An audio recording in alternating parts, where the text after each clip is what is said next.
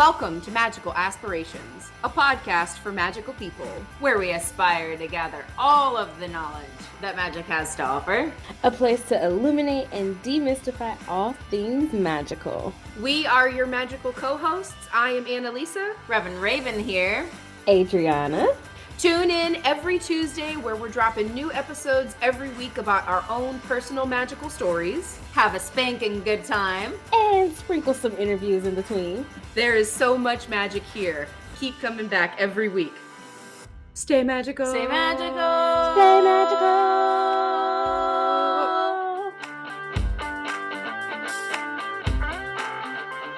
Well, hello again, beautiful people. Welcome back to Magical Aspirations. It's me, Adriana, and of course, I'm joined by the best co-host in the whole wide world, Rev Raven and Annalisa. Say hello. Caw-caw. Hello.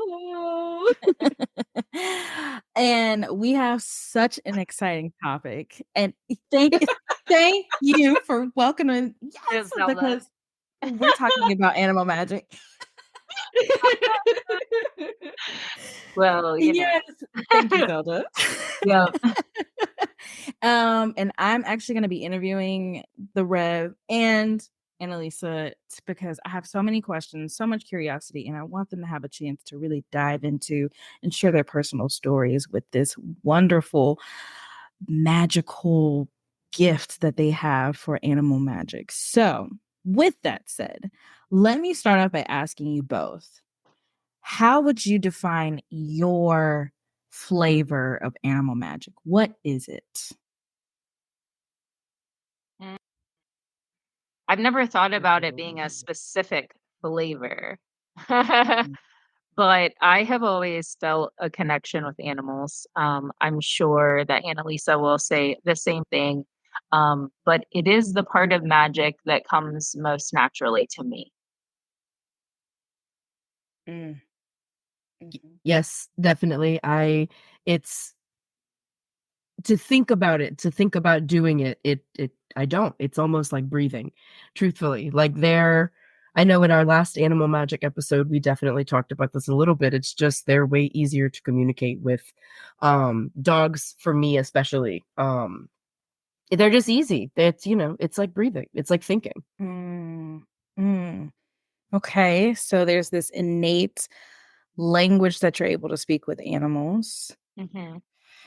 I also have to couple that with because it's been so natural for me to work with animals and I do have such a connection with animals. I've been working professionally with animals for 25 years in a number of different capacities. Annalisa, what about you? And the same. This will be almost my 15th year of working in a veterinary hospital field. The same, and kind of a bunch of different capacities, from picking up their poop to doing, monitoring surgery and everything in between.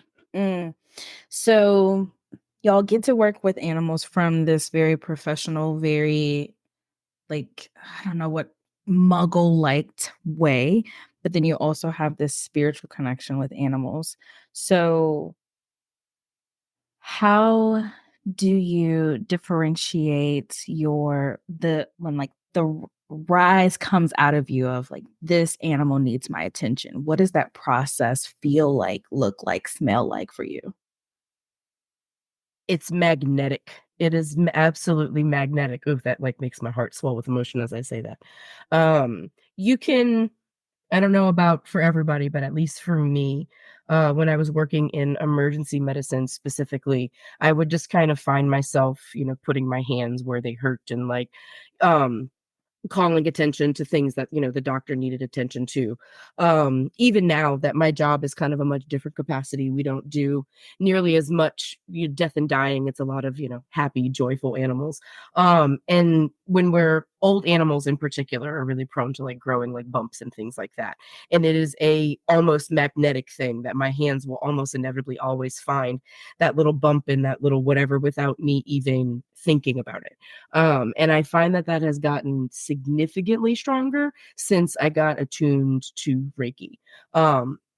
And my teacher would always tell me that, you'll feel the animals, especially they like suck it out of you. And they do. They do. It's really fascinating the way an animal will come and give me their back.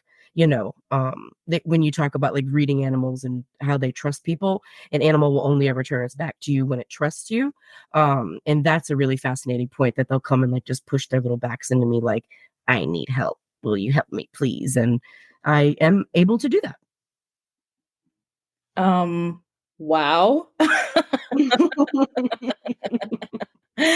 I love it. Rev, what about you? How does that process feel to you? Yeah, so like I said, it started out as just like a natural affinity for animals. And I studied animal behavior in college, actually. And so I learned a lot about how to figure out from their behavior, like what they were doing, and being able to infer how they were feeling or what they were thinking, like what they were doing, like the why behind what they were doing. And that was always a big thing for me. I was the kid that asked why the sky was blue. I asked so many damn questions. I'm sure I drove my mom crazy. But animal behavior and studying that really opened a lot of doors and windows for me of being able to connect with animals on a different level. Because then, whenever I went to work at the Humane Society, I actually got thrown in a position where I was doing behavioral rehab, and I had never even trained a dog before. We had dogs growing up. Everyone in my family had a dog, but I didn't because I didn't really need a dog. There's already 5 dogs in the house. I had 2 cats, and difference between dogs and cats for you quote unquote animal people.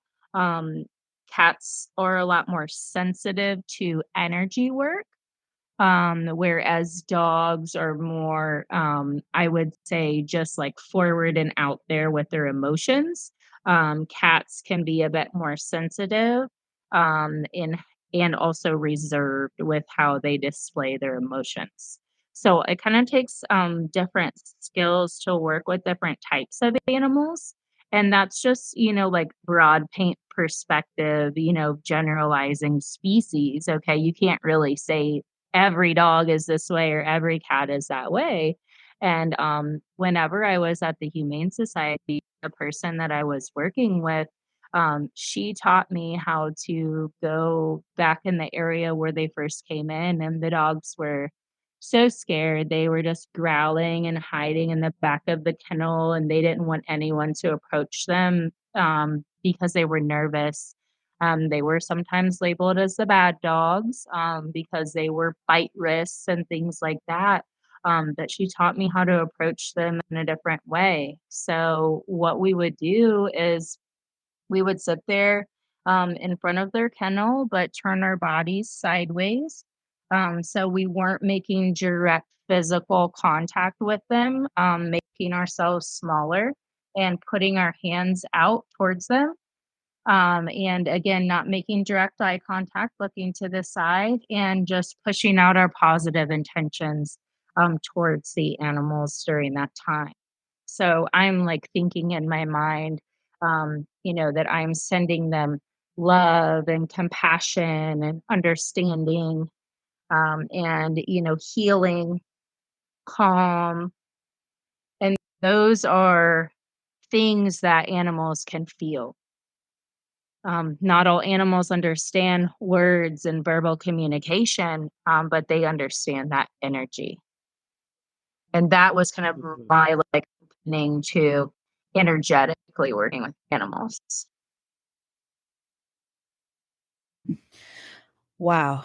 Um, so many thoughts. So many thoughts. But correct me if I'm wrong. So what I'm hearing from both of you is that it's first and foremost, your magic, your connection to animals is its own language.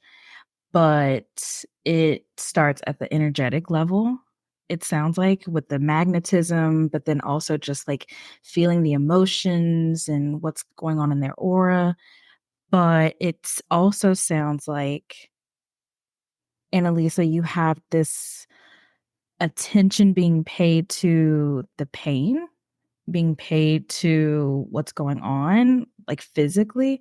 But then, Rev, you sound more like the behavior, the communication styles, trying to work through what's going on for you mentally.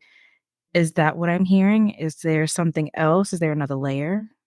There are more Uh, layers to yeah. it. Mm, But what I was gonna say is that was like my introduction to realize mm, was a way to spiritually work with and communicate with animals. Um, mm, so then after I was in that position, I moved on back to the veterinary practice. And this is a good example of what Annalisa is talking about.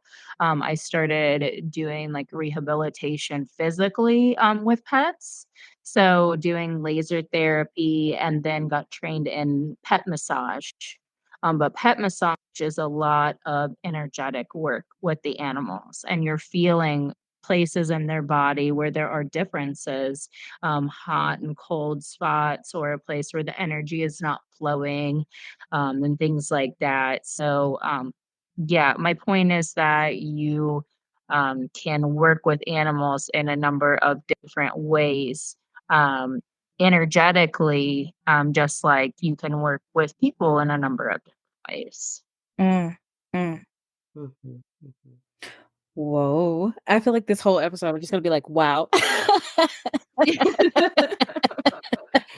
It's a fascinating thing because I feel really pushed to talk about how I think both what Becky and I were saying are really two sides of the same coin, especially when you're going into like thinking of animal wellness and health as like a whole picture. It's not just, like how we're figuring out with people that it's not just your physical health, it's also your mental health.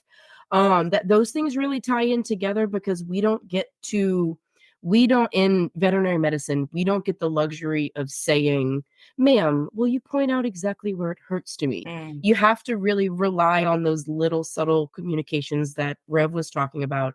Um, that sometimes when you go to like palpate, say like a dog with back pain, sometimes they're not going to cry out. Sometimes they're not going to try to bite you, but their lips will twitch a certain way, or like their little backs will twitch a certain way. Like all of those little teeny tiny cues make for such a bigger picture. Um, even down to like the sense of smell, everything stinks in veterinary medicine. But like sometimes animals with like really progressed kidney failure, they get this really specific stink to their breath. And like you got to use all of the, physical, tangible senses. But like Becky was saying, the the telepathy part of it all, like these animals, not all of them, but these animals, they really understand what we're saying. And Becky, you said something about like acknowledging their feelings. And I find myself saying that constantly, especially to like really nervous animals at work. Like, I hear you. I understand what you're trying to communicate to me. Um, and so it's all the same thing. Mm, mm. That makes Yeah. me think about the way that like pet psychics work as well, and how sometimes you'll hear a session from a pet psychic and they'll explain what the pet is feeling, and it's just it sounds so simple, but yet they totally understand, like, yeah, mom is feeling a little sad today and I can feel it or hear it or whatever. And you're like, I how when we speak different languages, you're a human and I'm a human and you're an animal. So it's really wild to hear and exciting to hear the way that y'all are connecting in those subtle cues that you have to pick up on. So when it comes to the energetic healing work that both of you do, how is that feeling for you now in comparison to how it felt for you when you first dipped your toes into energetic healing? Mm. it was draining at first because I didn't understand what was happening. Um, and it literally like almost bled me dry. Like quite literally. Um, I've got a much better handle on filtering things now and like being able to like let things flow through me, not to me. Um, I am much more, it's so much easier now, and it's so the clarity. Um, and it is fascinating. As you were just speaking, Adriana, I was thinking about how sometimes I find myself communicating so easily with like the animals at work or like other people's animals, but my own personal dog, I think we're too close to the same being. Like my Springer Spaniel specifically, um, he has seen me at my deepest and my darkest, and so I think he worries for me immensely. Um, all the time. And I think that that sometimes can be a little draining for the two of us. So it's fascinating that that makes me think of just that we're trying to navigate this new path, and that we're sometimes it's really easy and sometimes it's really difficult. Hmm. Yeah, I think that's a great point to bring up is just because something feels natural for you doesn't mean that it's easy in the day to day.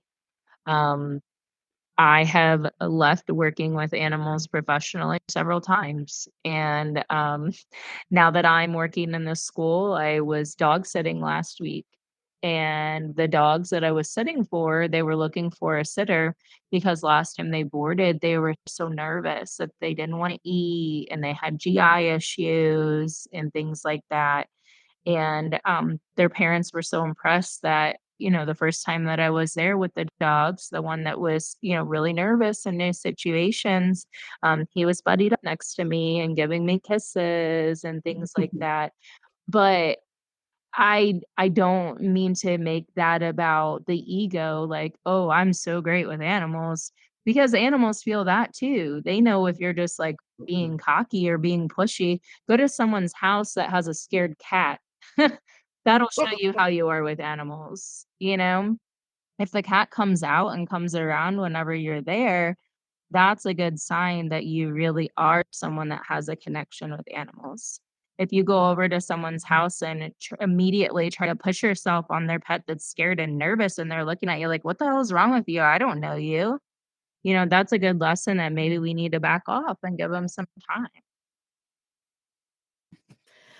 Yeah, I echo that, especially in the sense of Becky when you were when you were talking about cats earlier. Mhm. How easily they see, I think they see energy before they see anything else. And if you're like frantic or keyed up, or they don't like it, they will Yep. not come around you. They will react poorly to it. It's very, cats are a whole, like, I appreciate what you were saying about dogs. They throw their emotions out on their sleeve. They hit you before they even walk in the room sometimes.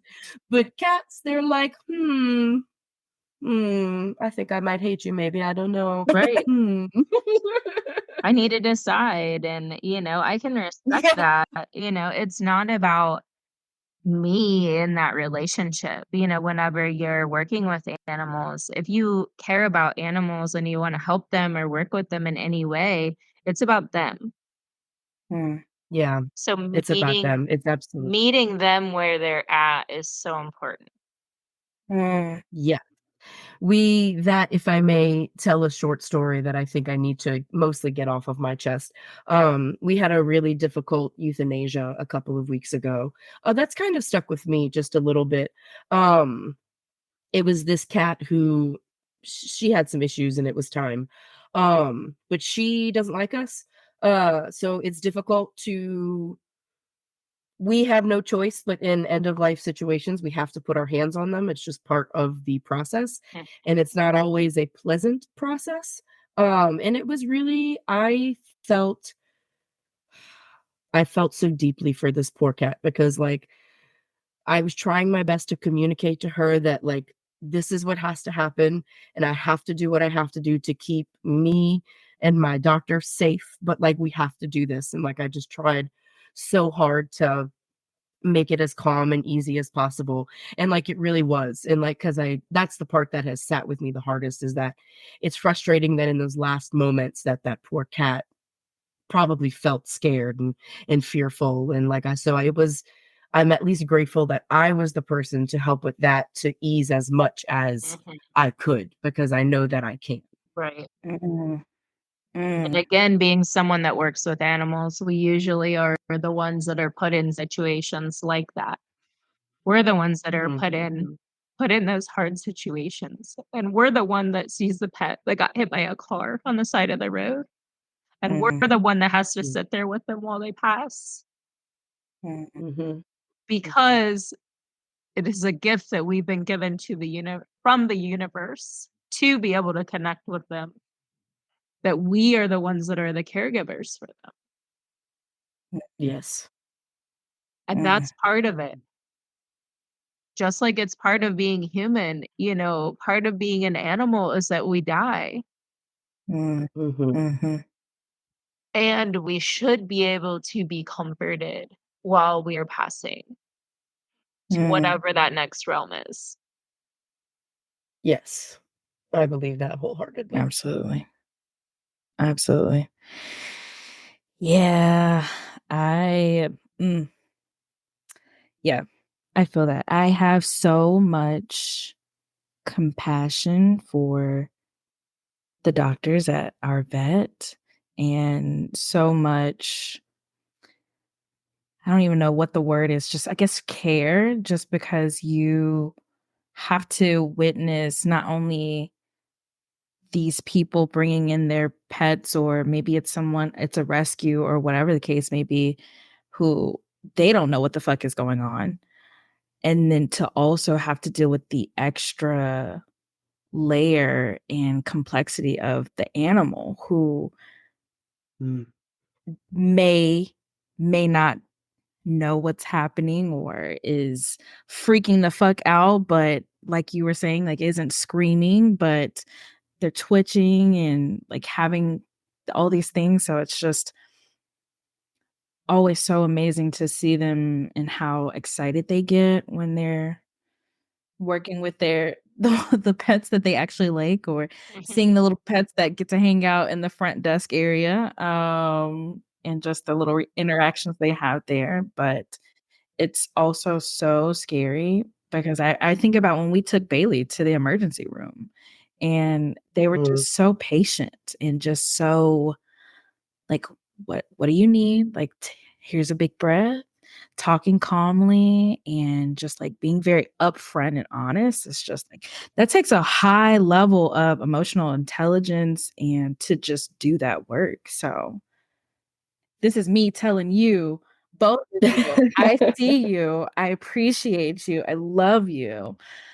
Cause yeah. That means a lot, because if there's any message that I would really like to convey to people, show love and support for your veterinary staff, because like it's difficult to deal with things like that, and in the process, like the process is a long process sometimes. It's Mhm, not a short, so but like we're still doing our day. So to have to go from feeling those emotions to starting a new room and putting a smile on your face and then having to go back, like it can be very taxing. So like please show support for your veterinary staff, because even if they're smiling, it's hard. It's hard sometimes. So thank you. yeah, Yeah. yeah, absolutely. And that's something So that I wanted to bring up too, because I actually saw this in a meme the other day. You hear Zelda, she's pitching in here. Um, as someone who works in the rescue side of animal care had shared, Mm. and it said the worst thing that you can say to someone who works with animals is, I could never do your job because I love animals too much. Oof. Don't you Yeah. think that the people who go in every day to work with animals that's right, Zelda. You tell 'em. exactly, she hears it, that are in rescues and in a veterinary clinic, don't you think that those people are the ones that have the biggest heart? If they didn't love animals, they would not be there. Exactly. Amen. Exactly. And to show up Tell like him, that every Zelda. day. Yeah. Absolutely. Mm, Yes. mm, mm, mm, mm. And that's something that sticks with me and stays with me. Um, that has been difficult about my transition over the last year. Um, is that I do have such a connection with animals, and I feel like I'm doing what I'm supposed to do when I'm working with them. Mhm, So I'm not Mm, sure where that leads me to go, from here. Whenever I mm, was doing the pet massage and I was literally witnessing, like with my own eyes, the healing of the pets. I've never felt mhm, so fulfilled in working with animals. mm, And it was really neat because Lori, who has been a guest on our show here, I met her because of her wonderful bulldog Watson. He had an issue where he would salivate all of the time, and they couldn't figure out why. He had all these tests done and all of these things, and he was basically having tremors and like hypersalivating out of nowhere. They couldn't figure out why this was happening. And Lori had done research and saw that massage could help by just decreasing the stress level in the pet and also helping the neurons know how to fire, through massage and gentle petting and things like that. The nerves are responding to a physical sensation instead of just kind of firing, randomly and willy nilly. So she brought Watson to me, and he was one of the first pets that I had massaged professionally. And within 3 sessions of him coming for his massages, he stopped doing the tremors and the salivating. mm. And it was wild to witness that. But I could just like feel under my hands, or you say, under the fur, just this like vibration. Just like electricity constantly like bing, bing, bing, bing, bing. And until we could just like calm the nerves and everything, I don't know if it was part of his spirit, if it was an energetic thing or if it was a physical thing or a combination of both. I still don't know the cause. But I got to witness and be a part directly of his healing. And that was pretty I know special. I know Adriana was interviewing us, but, Rev, I have a question for you. So, this is a topic that evidently between some animal communicators, and people in the animal realm, it's a hot topic of dispute. Do you think that things like that happen to progress your own movement? Like, did that not that that thing happened to Watson, like, that was, anything that happens to them is terrible, but, like, did he know that you were the one to help him and that Lori had connection to you? And like, I don't know. Cause I feel that way about my Springer Spaniel, that there was a bunch of mess going on. And I think he found a way to force me into realizing that I could fix it. Does that make sense? I guess, yeah. Um, I'm just trying to think of, my thoughts on that. Um, I don't know, but since that what I was going to go with next in that story, Lori has been a Reiki practitioner, and since that, she has grown her personal Reiki practice and professionally. And she used to do Reiki and guided journeys, shamanic healing on my dog Palin, who has since passed. And Lori and I grew a very strong connection through working together, to help each other's pets and everything. And I don't know, maybe that wouldn't have happened if I wouldn't have been massaging Watson. I don't know. Mm, I do think mm. that animals know a lot more than we give them credit for, Mhm. Absolutely. and that they are put into our lives for a reason. But I have learned something from Absolutely. every animal that I have come into contact with. Mm. 100%. And between Rev and I, that is just so many animals. Do are there I'm trying to see how to word this question so that it makes sense and not just a jumble of words. Um, when it comes to your own spiritual practice, do you take lessons from the animals and the work that you do with them into your spiritual practice? Definitely. Hmm. Mm. I see a lot of animal-based messages, in the world around me, and it's a way for my brain and my spirit to understand the messages because it has animal imagery. I've kinda Mm, talked about that before with my Shapeshifter tarot deck, that the reason I connect with it so much is because of the animal imagery, and I see an owl, and I immediately understand all of these different things, about the message and what's gonna happen because of the knowledge and the feelings that I have about owl and things like that. But, I have learned so much from, like I said, all of the animals that I've come in contact with, including our personal pets. And I've had connections with them in the spirit world after they passed mm, away. mm. That was definitely my next question, so I'm glad you brought that up. Okay, okay, okay. What about you, Annalisa? Hmm. What was the question again? Do you bring spiritual do you bring the lessons you've Okay, yes. learned with your yes. We started talking about other side animals, and that like took me down a hole. 100%, 100%. I tend to I some of the biggest messages come from my personal animals.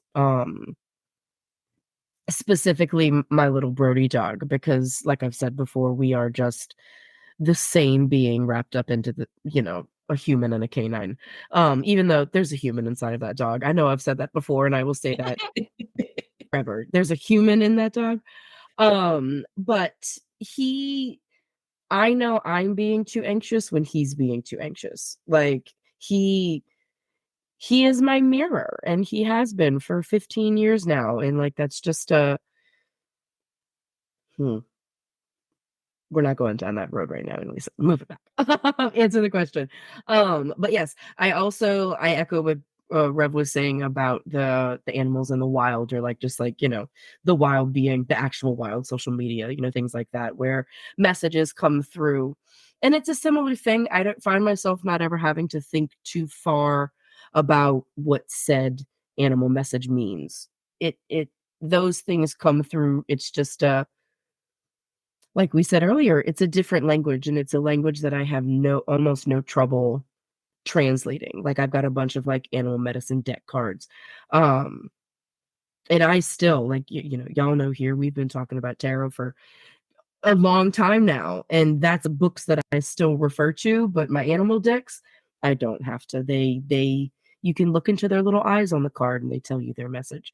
Um my husband and I went to lunch today, and the weather was starting to get shitty, and there was a hawk, running around, and especially when we're together, the hawks are always, hanging out, giving messages depending on the situation. Oh, hawks love to do that. Yeah. I have They a do. I would be remiss if I didn't share a crow story. I used to connect with the crows in New Orleans a lot, and for those of you who have been to New Orleans, you will know that there are a lot of crows. So They many. they are everywhere, and whenever I worked at the vet clinic there, I would get to work and I would open the door of my car and I would immediately start hearing caw, caw, caw. And so I would turn and look and see where they were at and say hi and oh good morning or whatever verbally communicate with them, which I do tend to do with animals unless they're an animal that I think is going to startle by the sound of my voice, because I feel like they can hear the intention by the tone of your voice and things like that. So since we moved to Indiana, typically we see crows here around harvest time. We live in a rural community. There are cornfields everywhere. And so typically the big time that we see them is after they harvest the corn and there's corn just, laying around that they're going through and picking up. And then otherwise, there's not a lot of food sources. So they go somewhere else, wherever they're finding food. It's not like the city where they can just like, I'm going to go in a dumpster, go eat a chicken bone off the ground. um, so the other day, whenever I had been dog sitting, it was the last day. I was driving to work. I pulled my morning affirmation card and did the meditation, and it was I am happy. And I started singing. I was listening to the Fugees, and I started singing as loud as I can. Lauren Hill's heart, like la la la la, oh, killing me softly. And from our conversations, I don't really like my voice, but I sang so loud and like deeply that I brought myself to tears. Mm. Hearing my own voice like that loud and powerful. And I pull into work, turn off the car, open the door, and I hear, caw, caw. And I turn and look, and there is a crow that just flew in the tree behind me. And there's a friend behind him, 2 trees over, that I see him swoop up. And I get tears in my eyes looking at him, and I say, "Good morning. It has been so long since I have seen you. I'm so happy to see you." I gathered my bags and stuff, out of my car so I could go inside and gathered my stuff, and I turned and they were gone that quickly. Mm. But I realized in that moment that that is the first time that I have had a crow call at me since we moved. Wow. I love hearing the story of people's connections with nature. It's just Mhm. like that's one of the most pure things that just Yeah, it's so rich. Oh man, and you know what? That song is such a crow song. I don't know how to make that make sense, but it's such a crow song. Write the lyrics, but from a crow's perspective. Yeah. Cawing me softly. With his song calling me softly. Na na na na na na na na. No, no, no. Caw, caw, caw, caw. That's it. Boom, mic drop. Oh my There we God, go. There we yes. go. Weird Al, get on it. Leave it to the Oh, I to bring the love it. laughter. It just I know. Leave it to the crows.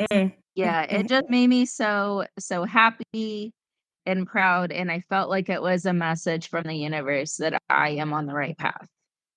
Mm. For those We of you love who those. don't know animal magic, and the crows are the messengers, and they have been messengers for me personally for a long time. Speaking of animal familiars and spirits and guardians, are there any new animal friends popping up in your environment? There are black squirrels here, What? which is super weird, and I Squirrel. cannot get a picture of them. But I love them. They are so cute. And they're Oh the my ones that live God. around I here. just Googled it. Oh my God. Yeah, apparently there was like a breeding program or something like that in Marion, which is about half an hour away from here. And a couple of summers ago, when we came up for a visit, we went and had lunch at my cousin's house and we saw one. And I was like, what the heck? I've never seen a black squirrel before. And now there are at least 3 that live like right around the house here. And there's one by the school. And they are just so cool. I don't Little black know. kitten. I don't know the message yet. I haven't figured that out, but I'm just so fascinated by the black squirrels. Oh my goodness. Well, that's exciting. They are actually really cute. Yes. They are. Like, I had no idea. I am dazzled. Little dark, cute squirrel. Little desk squirrel. Yeah. She said goth. A little goth squirrel. Little goth squirrel going to his little metal hard rock concert. Yeah. But yeah, going back No. to like messages with squirrels, they work very hard to be able to survive. And so in the fall, like they're collecting nuts and burying them, running around, and like they work very hard with a goal in mind, like the vision and a goal, and they work very hard towards it. And they don't hibernate in the winter. So now, like, we still see them out and about, and they're not as active as they were in the fall when they were collecting the nuts, but they remember where they buried all of those nuts. And so in the winter, then they go and find them. So they make a plan and they do all this work and they stick to it and they find, the things that they buried so they can make it through the winter and everything. And they're a good symbol of working hard for what you want. So the squirrel is you, right? I was Yes. The little goth one is me. Exactly. That is exactly what you're. That's such a precious visual. Because you're easily one of the hardest workers I know, while still keeping all of your shit together. I don't know about all that, but It looks good I from the try. outside. I'm just saying. Yeah. And that sentence you said about like them going to go find the nuts that they buried reminds me of just like all the little stories you've been telling us since you moved back home about the little pockets of joy or sunshine, or you found something that y'all lost during moving, or whatever the case was, and just like how it brought you like joy or it uplifted your spirits at that time. And so yeah, you are the goth squirrel.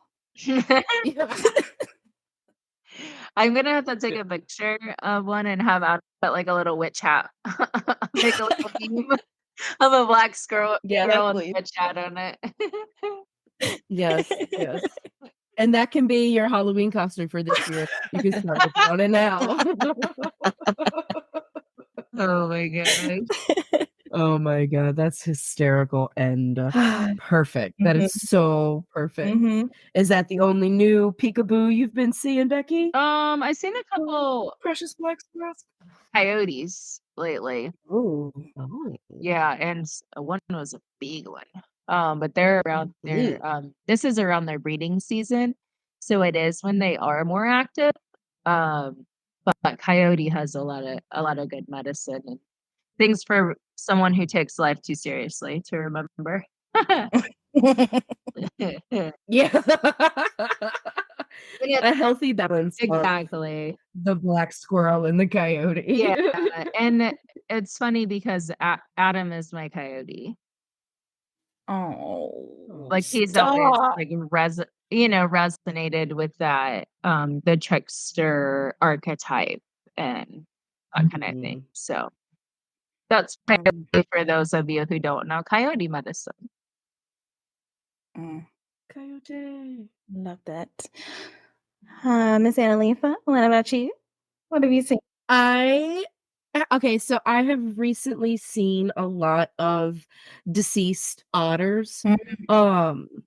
I tend to not put too much stock in whether I see an animal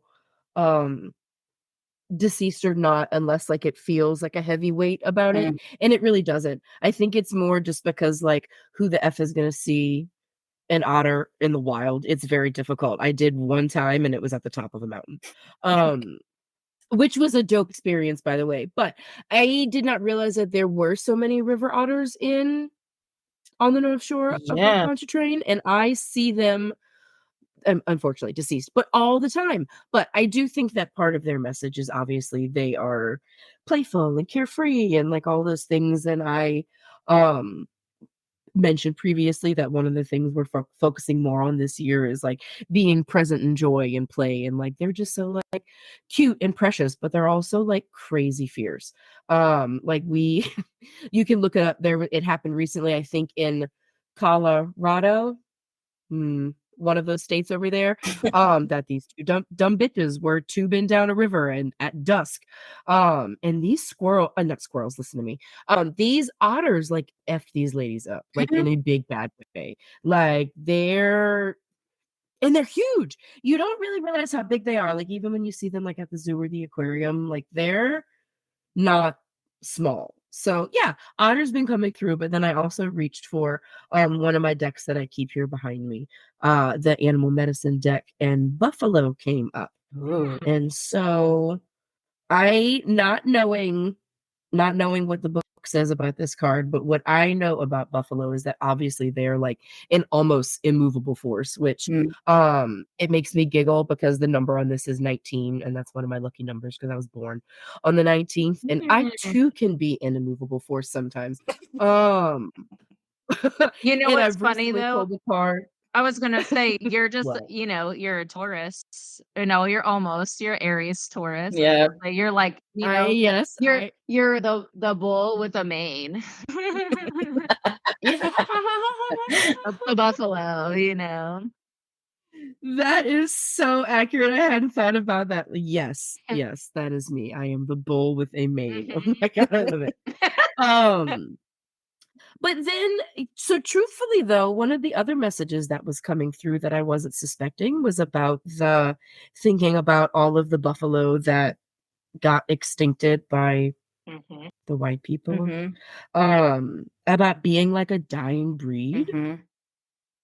Like, I don't know what that means, but Well, like, I think that pertains to like us and our magic, like about like part of why we're doing what we're doing here is to help invigorate as many people as we can to be true to theirs, right? 100. That's what I'm going with. 100%. Oh, otters, black squirrels, coyote, buffalo. That's rich. There's a lot of medicine in that, a lot of magic, a lot of lessons. My final question for you is maybe a stretch, but I'm just gonna put it out there. Okay, I have two questions. Okay, first question is, if you had to give advice to people who cohabitate with animals or want to connect better with animals, what would you tell them? Listen. You gotta listen. That was hollow. Told ya. Bingo, episode end. There we go. Third dog. No, Third dog mic drop.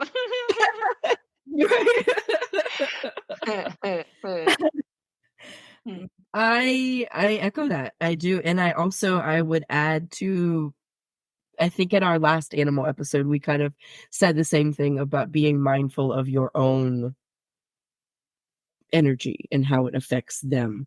And this is me needing to take my own advice. To just be mindful of how, not even what you're directing at them, but even just the things you stir up in yourself. They feel it. They're just so sensitive to it. You don't even have to say it. I think they see a lot of things that we don't, like in the physical plane. I think that they can see the other side with much more clarity than we can. And I think that includes our auras and the people that are around us and the other animals that are around us and all of that. So be cognizant of how that can affect them. One of my dear friends was talking about how she's very powerful energetic healer, and she did a session in her home for the first time. and it like had a really hard effect on her cat. And so she now like she was like, we're not doing that anymore. And like normally you'll hear, especially a lot of Reiki people will tell you that the animals are so drawn to the Reiki, like it's just such good energy, they like can't help themselves. And the knowing my friend and how intense she can be with her healing, and her cat reflects that, the fact that she kind of took on some not great fun from that. Like it just really makes you like, especially for all of my energetic people out there, be mindful of what you bring home Mhm. and clean it up. Yep, that was the exact picture that I got in my mind whenever you said that. Is I was thinking of like when you have a hard day and you're coming home, Mhm. like take a few minutes just to take some deep breaths and like shake the funk off before you go in. And that's a good advice for, anybody, before you go in and talk Mhm. to your partner or your kids or whomever. But your animals also are very sensitive to that too. Um, and I found myself having to do that a lot whenever I was going through emotionally really hard time at the animal shelter. Because I would be so burnt out that I wouldn't want to be around my own animals. Mhm. Mhm. So that is something that you need to always be paying attention to, is your energetic field. And something that I wanted to clarify is when I said to listen, you can listen with all of your senses, with all of your Mhm. clairs. Um, the biggest way that I listen to animals is through touch. And Mhm. I put was talking about putting my hands out and like sensing their energy. But also whenever I would be doing massage, I would run my hands over the top, maybe 4 inches away from their body, and feeling the changes in their energy flow. If there are spots that get really hot or cold or things like that. Um, just like people have different clairs and different things that, you're good at, with your magic, everybody can communicate with animals in different ways, in their own Mhm. unique way. So maybe some people hear, words in their mind. Maybe some people, I get cold chills. That happens to me a lot, whenever I'm working with animals. Maybe your earrings. Maybe you get a smell or a taste in your mouth. That's actually really common in working with animals because their sense of smell is so strong. Mhm. So Mhm. just pay attention to all of those things around you if you want to work more with animals. And one of the I all of that is just so, yes, I could have spouted it out of my own mouth. I love it. I from a few different animal communicators that like I follow on social media and stuff like that.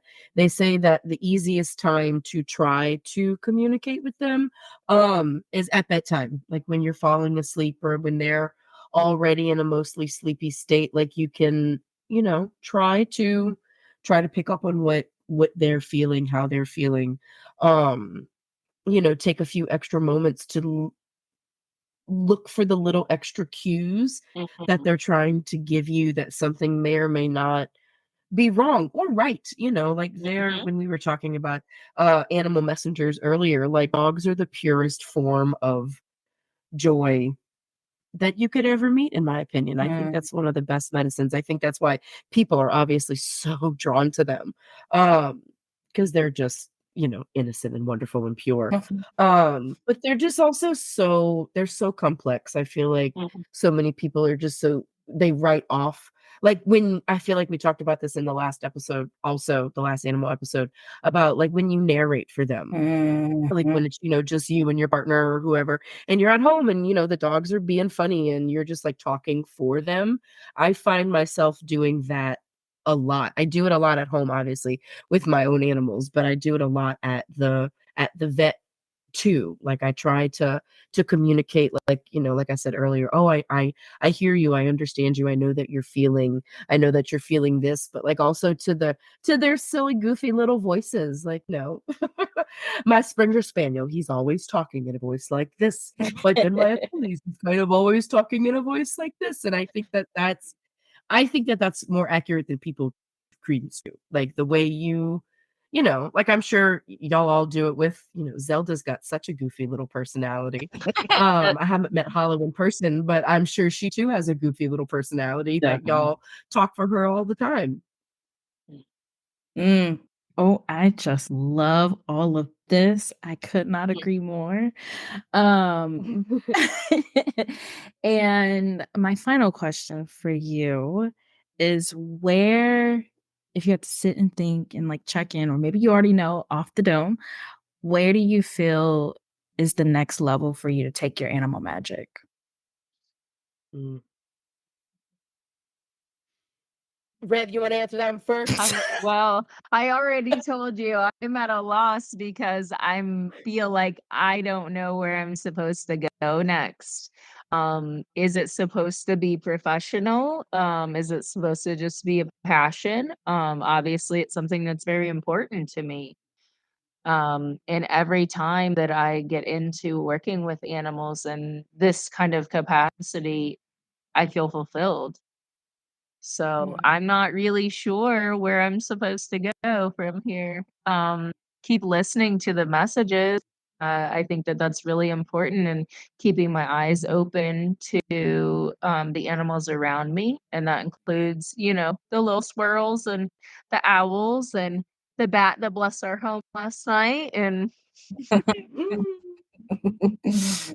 just keeping, my eyes and ears open, listening. Um, because I've been studying, I've been studying a long time, and not that there's not more to learn, but I feel like I need to learn more directly from them. Mm, Mm. mm, Mhm. Mhm. Mm. Mhm. I You asked me in our last episode, in our little video, Becky, about where it's going, and I feel like there is a component of the death aspect of it. I don't know what that means yet. I am looking into taking a probably animal death doula course that is on the horn for some time this year. Um, I don't know how that plays into it, but I just feel so passionately about making sure that the end is peaceful, and it shouldn't be they should be able to have someone that can tell them that it's okay. Like Mhm. especially with now I have a very old dog. He's 15. I mean, he's not very old. He's just Crypt Keeper old. Um I have to laugh about it because I'm kind of having a hard time, guys. But it I don't know. I don't know where that goes, but I feel like like Becky was saying too, it is just something I feel such a deep fulfillment with that I have not been able to find anywhere else. And like working with the animals and like I had said when you asked me last time, I think the animal communication part of it is more important than I realized, and that they are a part of my purpose, but I don't know. I too am just listening and waiting for what that's supposed to look like. But I do think it's important, and it's just going to keep getting stronger. Mhm. I think that's the Mhm. the answer, is that all of this is part of our plans and part of our paths. We just don't know what that looks like right now. Mhm. We will Correct. always And that's be okay. close with animals. We will always love animals, and it will always be part of our personal practice to work with animals. Where the universe guides us to go with that, we're not really sure right now. No. But I But I'm on the ride really, to find out. yeah. And when we moved, and I left the vet clinic, I thought what I was going to do was in-home hospice pet care. Mhm. And I really love the idea of doing that. I'm just not sure how that pays my bills right now. Yeah. Yes, I found myself having this discussion with a mutual friend of all of ours recently, and I am so frustrated that every time I come around to, yes, this is the thing, but then my immediate next thought is, how do I capitalize on it? And I hate that. Mm, I hate that. Like I think it's going to be a forcible figure it out on your own first, and the rest will. Yeah, how does it pay my bills? That is still an unfortunate reality.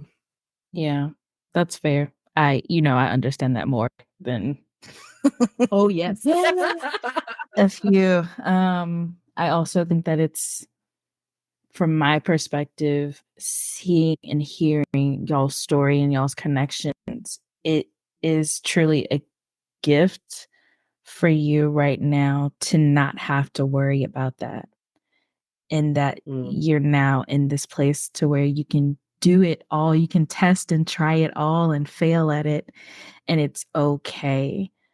And you will truly like soak in more knowledge and wisdom and joy because it's not tied to you paying your bills. So instead of coming at it from a fuck, come at it from like a thank God. Mm. Those are very wise words. Yeah. Yeah, I feel that. And like I said, right now I'm doing something else professionally that is paying the bills, that is also fulfilling. But I have to make sure that I don't overextend myself. Mhm. And doing multiple heart-centered jobs. It's tough whenever you give a lot of who you are and your passions, and you do that for 50 hours a week, then when do you have time for yourself and to refill your cup and to do other things that I want to do to make a difference too. So Mhm. Mhm. it's all a balancing act. That's for sure. That is the truth. That is the truth. That is the truth. Another message from the otter, though. Have y'all ever seen those little precious angels balance a rock on their belly and try to open Oh up my a God. clay? Yes. Oh my God. Yes. That's some balance. That's some core strength I do not have. At all. Okay. Okay, you brought the otter back up, and I wanted to say this earlier, but I didn't. But you brought him back up, and so the other thing that I think of with you and the otter is I see you and your partner holding hands while you're swimming, while you're sleeping.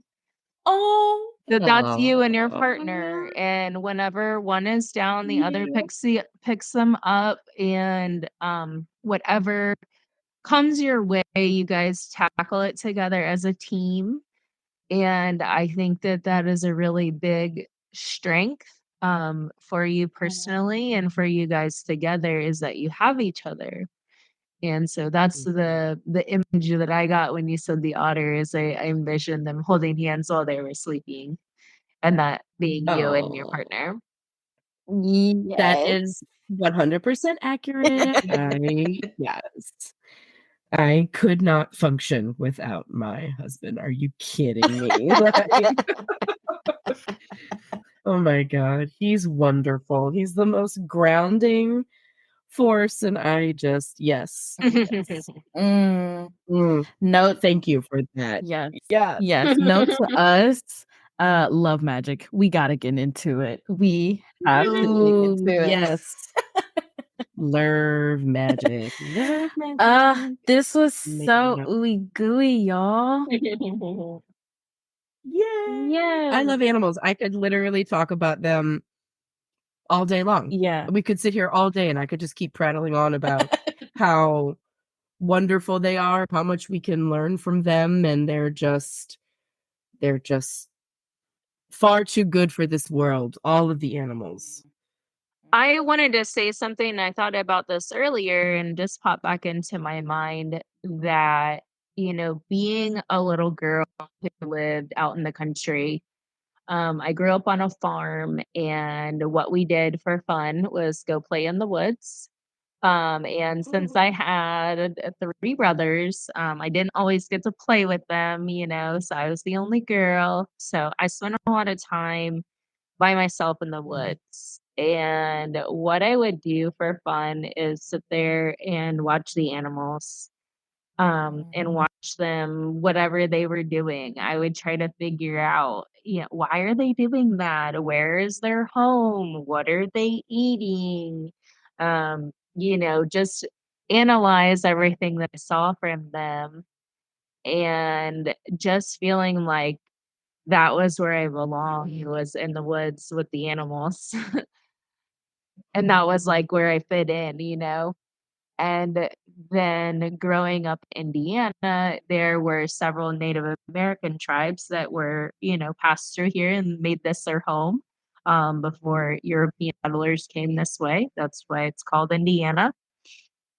So I started learning about Native American beliefs, and specifically their beliefs of animism and us all being part of the same thing, that the animals were our brothers. And I remember in the fourth grade here in Indiana, that's when we learned about Indiana history and Native Americans. And there was a Brother Eagle, Sister Sky book that we read. And I remember that made just an impact on me, because that was how I felt in my heart, that the animals were our family. And growing up on a farm, we raised our animals, even though we were planning to kill them and eat them. We raised them like they were our pets, like they were our family. The cows and pigs all had names. They were treated very well. They got, good quality feed. I always planned different kinds of like enrichment things for them so they wouldn't be bored, and just always felt that connection with the animals. And when I started learning about paganism in quotes, and kind of started in the Celtic tradition, since a lot of my family was from that area, um, learning about the similar beliefs of animals being so sacred, it just all made sense then, you know? So it's just a belief that I have had my whole life, and to words to it and find out there's others that feel and think this way, it's been really powerful. Mm. The connection that you share with other people who have similar beliefs about animals is really special. Absolutely. I could not agree more. Mm. Mhm. Mhm. Mhm. So you were Reverend Raven this whole time. Mhm. Mhm. Born that way from the beginning, Yep. that it's obvious, Rev. I will say that you are just one of the special ones. We have, between Rev and I, the amount of people that we've encountered, at the vets that we've worked at, it's so many, and it's not inherent. It is not what we do and the way we talk to them. There are a lot of people who don't understand. They really, really don't. And I find that surprising. And Adria, I know you were interviewing us about this, but you're one of them too. You're just, it's a vibe. It's an energy. Like, it's just, and not everybody has it. The amount of people that come in with like behavior issues with their animals, and you even just slightly deign to them that maybe they're the problem, they don't want to hear it. It's almost always the person, and that you're just not understanding what they're saying. So I felt called to say that. So I feel called to say something about that. It has to do with that, and also your own magic. Like, take own up to it. Own up to that, like the hand you play in things. Ooh. I know. Yeah. I like that. But I guess that might be a message for me, like about the good and the bad of it, because like sometimes I forget that it's a superpower that I have, that not Mm. everybody can talk to animals like this. Yeah, definitely is not a thing. Yeah, especially it's so weird, like coming from a family where we always had dogs, Mhm. but I just don't know if everybody in my family connects as deeply with animals as I do. And even my mom is super connected to animals too. And it's just like they just don't get it. They don't. Mhm. But what can you say? Consider us the lucky ones. Yeah. Definitely, I'm definitely one of the lucky ones. Good point. Very good point. Well, is there anything else on your hearts and souls that you want to leave the people with before we close out? I want to just acknowledge all of the wonderful animals that I have gotten to encounter over my 15 years in veterinary medicine. A lot of them live in my heart, and I think about them often. And yes, end of statement. Yes. That's a message that I would like to echo as well. There has been so many animals that have crossed my lives, and I'm so appreciative that they did. Mhm. I've learned so much from them, and I've learned a lot about myself from connecting with the animals.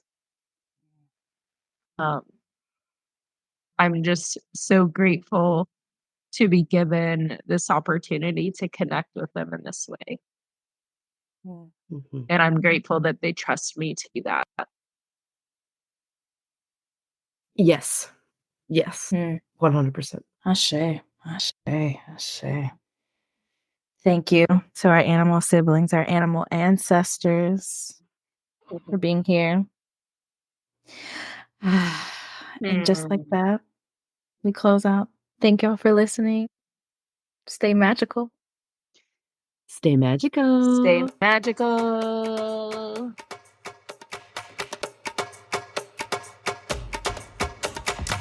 Thank you for tuning in to this week's episode of Magical Aspirations. Be sure to like and follow us on Facebook and Instagram at Magical Aspirations to keep up with the latest and the greatest from Annalisa, Adriana, and Reverend Raven, and to join in on the Magical Aspirations conversations. Come check out our website, magicalaspirations.com, to find bonuses from our guests, our Magical Aspirations blog, and to reach out to our magical hosts with questions, comments, reviews, or ideas for future episodes. We are so grateful for each and every one of you listening. Thank you again, and as always, stay true to your magic.